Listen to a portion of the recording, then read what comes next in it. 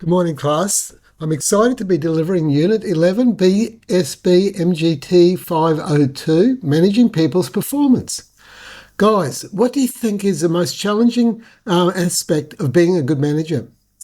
It has to be this. It has to be the skill. They need to have this skill to manage people well and to see that their people that they're managing, their teams that they're managing, can reach their full potential. The performance of the business relies on them, the staff, those people that run that do their work in that business. They need to be performing their best. If that business has not got staff that's performing well, their business will suffer. They will not be achieving the goals and the best that business can serve. So this is an important unit to be learning. And you guys, if you want to become business owners, managers, whatever, you will need to have this skill of managing people. So let's dive into this Unit 11 now, and we will give you those skills to give you a foundation at least so that you can be the best that you want to be if you become a manager. All right, guys, let's go. Okay, look at this slide here. Performance Management Circle. What am I talking about? Okay, what's a circle? A circle is a consistency of going around, isn't it? So we need to plan. We then need to communicate our plans.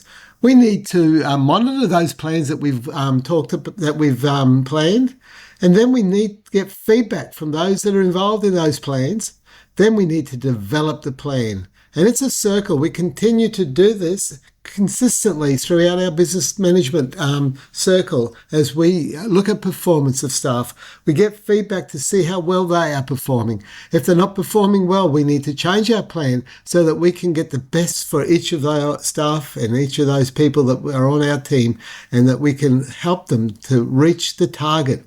The plan is to reach the target, and our target is to get the best performance possible out of those that we manage. So look, this is the start of the cycle. We'll go through each step and we'll have a look at each thing as we move on. So, students, what is performance management? To put it simply, performance management is how to help people do their best work. It's as simple as that. It ensures everyone understands their role, how to succeed, and the impact of their work on the business. For this to happen, we need a clear job roles. When people know what is expected of them, it's easier to do good work and take responsibility. Goal alignment. We help staff set goals that match the business goals. This shows how everyone's work matters. Management support. Management guide and support their team. If someone isn't doing well, the management helps them improve and stay responsible. Okay, developing work plans.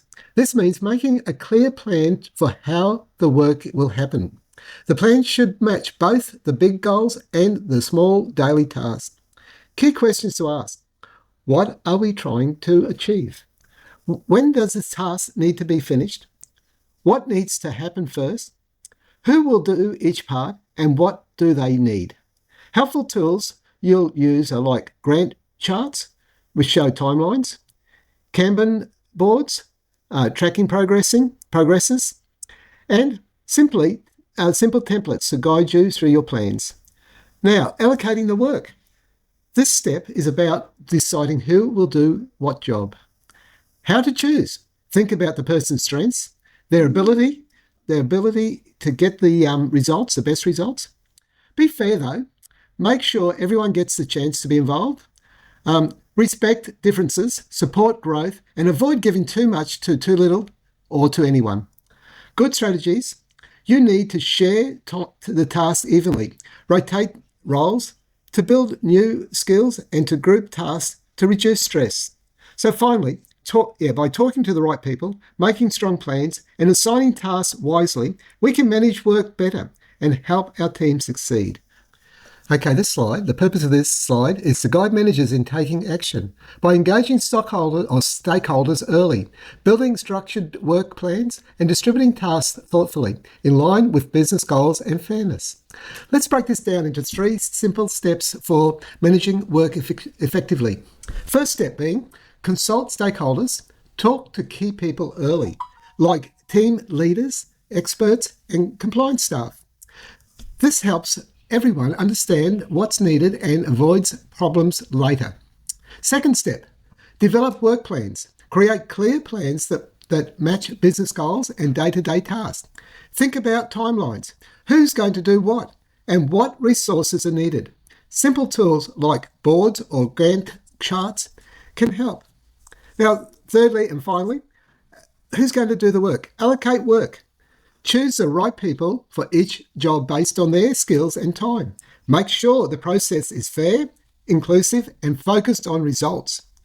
Follow all legal ethical rules as part of your leadership skills. Thank you.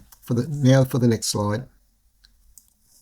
Okay, this slide explores how we build a strong performance management process that supports continuous improvement. Improvement's always important. We begin by designing the process. This means making sure our systems match our organisation's goals and policies. Performance reviews need to be fair and clear, so everyone is assessed in the same way. To help this, we use tools like review templates, performance plans, and feedback forms. These make the process consistent and easy to follow. Once the process is designed, we need to train participants. Staff should understand how the system works, what their role is, and what's expected. We can use different training methods like workshops, coaching, or online learning to help people get involved and stay motivated. When done well, performance management helps staff grow, feel recognised, and work better as a team. Lastly, we must embed the process. What's this mean? Making performance management part of the regular work, not just something that happens once a year or once every so often. We can do this through check-ins or quick check-ins, team huddles, get together with your staff and have a talk, or simple feedback conversation. These small actions help keep performance visible and support improvement over time. Slide 7. Now, let's talk about how we actually carry out performance management and keep improving through regular monitoring. We start by conducting performance management properly. This means following the workplace rules, using set timelines, and making sure your documentation is neat and complete. Reviews should always be fair, respectful, and based on clear facts, not opinions. We use careful and helpful tools like templates, rating scales, and feedback forms to guide these conversations and to keep things consistent. But performance management doesn't end there. It needs to be monitored and evaluated constantly. This means checking in regular to see how things are going. This could involve reviewing key performance indicators, KPIs, watching how the team works, or using tools like dashboard and performance logs. Simply weekly check-ins or huddles also make a big difference. To help us practice these skills, we've got some play roles activities coming up in our practical class, in our AT2 classes. So we'll see how we go and reinforce what we're talking here about. Now let's look at making performance conversation that counts. Now that we've built the system and trained the team, let's talk about how to carry out our day-to-day, keeping performance open, fair, and always improving. To conduct performance management, we need to make sure the process matches the workplace standards. That means using the right forms, keeping to timelines, and treating every review seriously. These reviews aren't just a tick-in-the-box exercise. They're a chance to give meaningful feedback, recognise effort, and support improvement. We use things like rating scales and structured templates to make these conversations consistent and respectful. We're now looking at building and lasting performance processes. The slide takes us deeper into the design and building a performance system that actually sticks, one that supports growth and fits your organisation's goals. We begin by looking at how to design the performance management process. This means creating a system that matches the company's values and strategy. Reviews should be fair, consistent, and easy to understand. Tools like templates, feedback forms, and performance plans help keep things organised and gives everyone a clear structure. Once a system is designed, it takes time to train the people in using it. Everyone involved needs to know how the process works, what their part is, and what outcomes to expect. Training can happen in different ways: workshops, coaching sessions, or online learning, all designed to keep staff engaged. The goal is to support development and to celebrate achievements. The first step is to embed the process into everyday work. As I have continued to say, this shouldn't be just a yearly review. It should show up in the way teams communicate and track progress. That means things like regular check-ins, team huddles, and feedback loops are weekly or even daily happenings.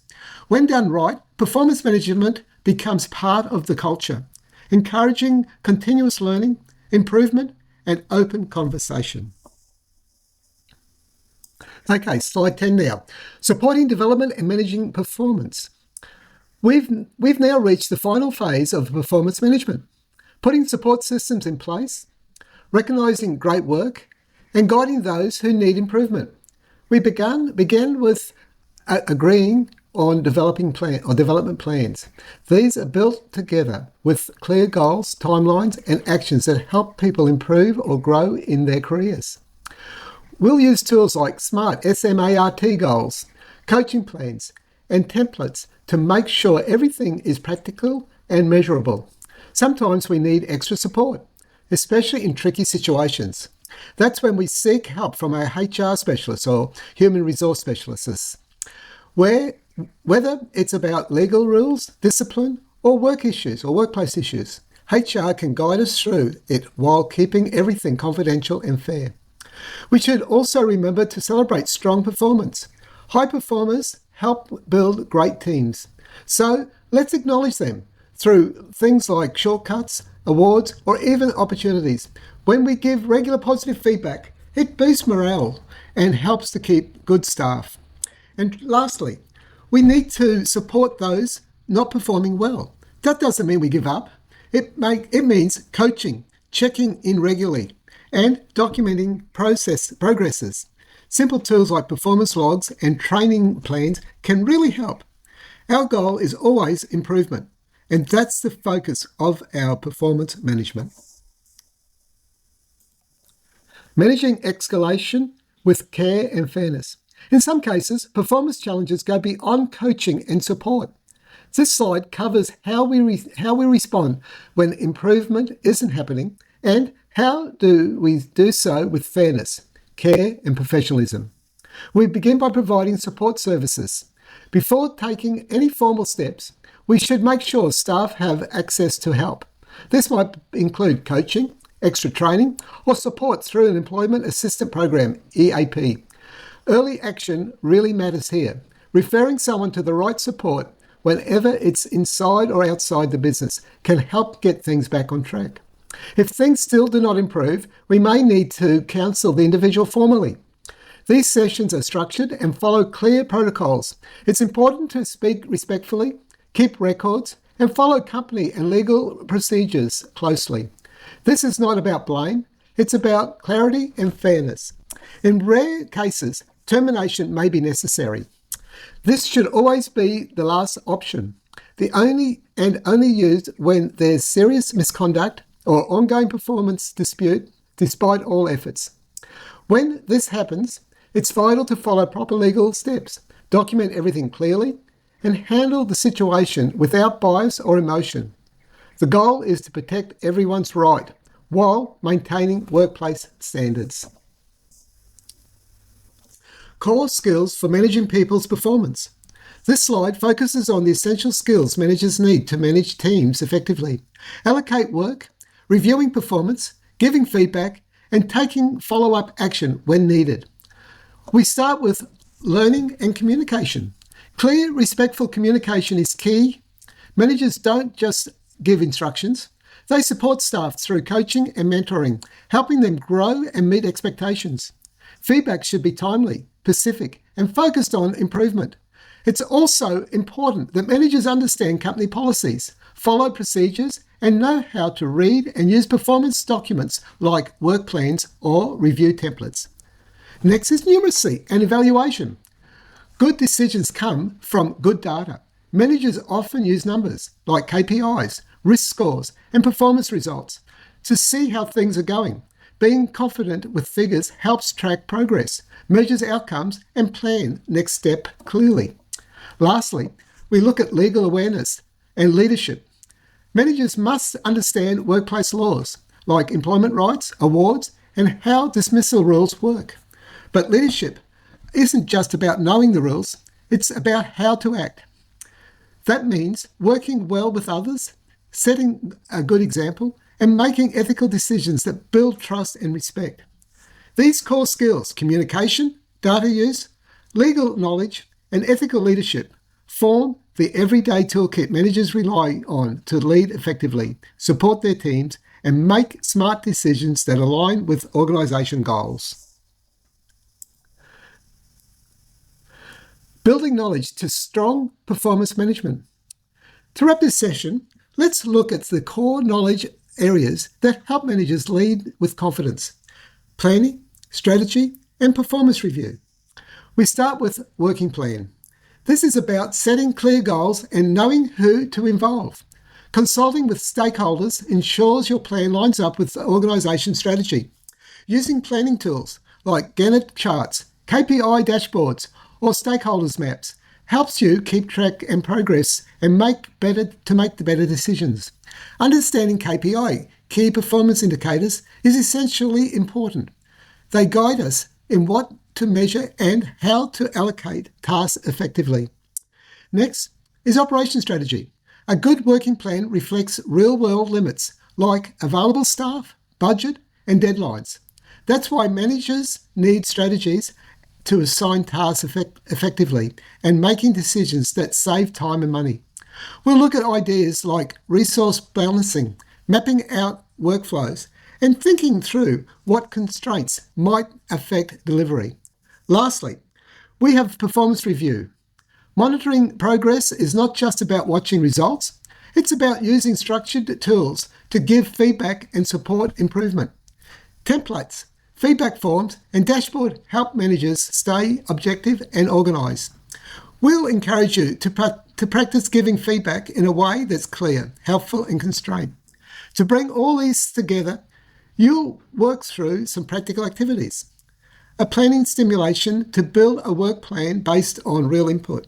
A strategy mapping tasks to design a functional team's workflow. And a review play role where you'll practice delivering a performance conversation. Recognition, compliance, and record keeping, or keeping records. As we wrap up the essentials of performance management, this slide focuses on two final but very important areas: reinforcing great performance and making sure our documentation is clear and compliant. We start with recognition and compliance. Managers play a key role in acknowledging good work, whether through formal awards, simple shout-outs, or career progression. These moments of recognition aren't just nice gestures. They help build morale, encourage people to stay, and set the tone for excellence across the team. At the same time, we need to manage performance in line with legal expectations. That means understanding workplace awards, employment contracts, and how to discipline or dismissal should be handled if needed. Knowing the rules helps us treat people fairly and protects the business. The second part of the slide is about record keeping. Acute documentation keeps us accountable and ensures decisions are clear and traceable. We need to record things like feedback conversations, agreed actions, improvement plans, and final outcomes. Most workplaces use HR systems to secure personal files, and it's important that whatever we document stays confidential and meets privacy rules. Keeping performance management purposeful and ongoing. As we finish the session, let's focus on two important ideas that help performance management really work: making it continuous and collaborative, and using structure to guide it. First, performance management isn't something managers do alone. It's a shared responsibility. Staff and leaders work together to check progress, offer support, and make improvements. This happens through regular feedback, coaching, and formal check-ins. When performance conversation becomes part of day-to-day leadership, teams feel more trusted, more informed, and more motivated. Secondly, a structured approach helps bring fairness and clarity, planning work properly, tracking performance against goals, and giving feedback in a clear and respectful way will all rely on structure. Tools like review templates, feedback models, and performance plans make this easier and ensures everything lines up with organisation goals and expectations. Together, these two mindsets, collaboration and structure, are what make performance management not just a task, but a strong and ongoing leadership practice. Manager capability and compliance. As we close out with the performance management framework, this slide reminds us of what managers must bring to the table: strong capability and a solid understanding of workplace rules. Let's start with the manager proficiency. Management performance isn't just about following steps.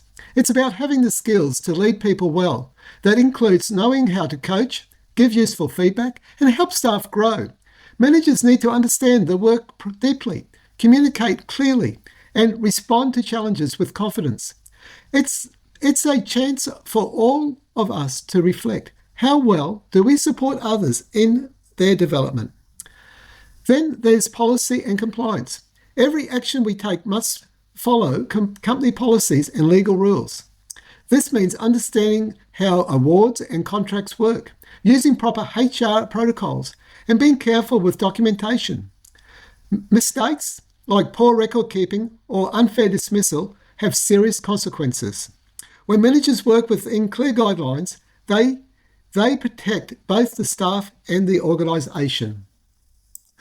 Together, these responsibilities link across the whole performance process, from planning and reviewing.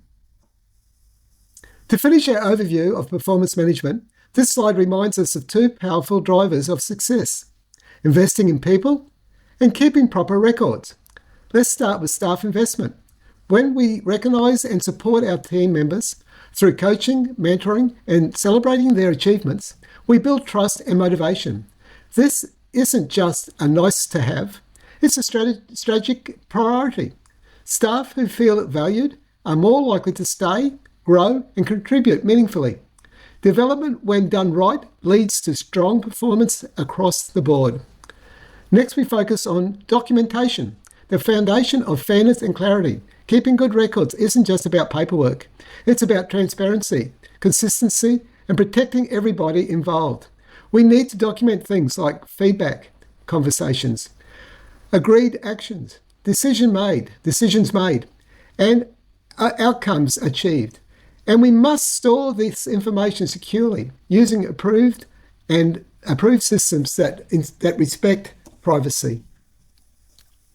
Here's our last slide. When we've now explored the full performance of a management cycle, from planning and allocating tasks right through to development, review, and final discussions and decisions. Throughout this journey, we've seen how structure, communication, and fairness all play a role, and how your skills as a manager connect deeply with leadership, legal awareness, and respect for your team. I hope you've learned something today. You should have. So before we close, I'd like to open up for conversation. Feel free to share. Share something that stood out to you today, or a question about a real situation you've seen or experienced, or even something you're curious about as you step into a leadership role. This is your chance to bring something to the table today. So let's hear your thoughts. Thank you, students. It's over to you now.